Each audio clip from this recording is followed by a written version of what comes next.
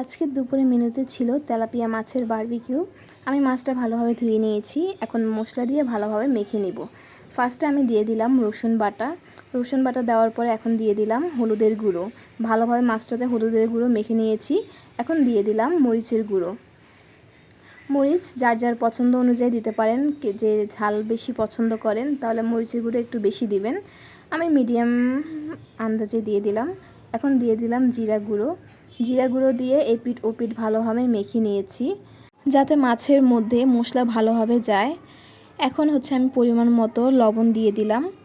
লবণ দিয়ে ভালোভাবে মেখে নিতে হবে মাছটা। তারপর বারবিকিউ সস তো দিতেই হবে, না হলে বারবিকিউ টেস্টটা আপনি কীভাবে পাবেন।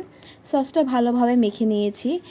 এভাবে তেলাপিয়া মাছের বারবিকিউ কার কার পছন্দ জানাবেন কমেন্ট করে। এখন আমি গরম তেলের মধ্যে মাছটা দিয়ে দিলাম। এখন ভালোভাবে এপিঠ ওপিঠ ফ্রাই করে নিতে হবে। যার যার আমার ভিডিও ভালো লাগে অবশ্যই লাইক কমেন্ট শেয়ার করবেন। একে অপরের পাশে থাকবেন। একে অপরের সাপোর্ট ছাড়া কেউ সামনে এগিয়ে যেতে পারবে না। এই তো আমার বারবিকিউ মাছের ফাইনাল লুক। সবাই ভালো থাকবেন, সুস্থ থাকবেন। আল্লাহ হাফেজ।